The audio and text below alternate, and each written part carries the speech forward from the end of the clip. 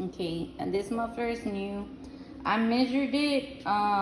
You see how I put the tape right there at the end and then just straight.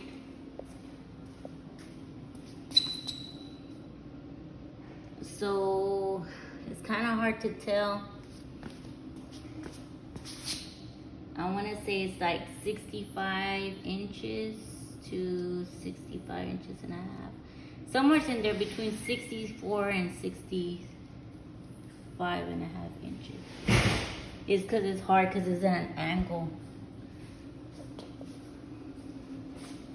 Okay, so the base or end cap part is 5 inches, and the pipe itself, the pipe diameter is 2.5. No, I'm sorry.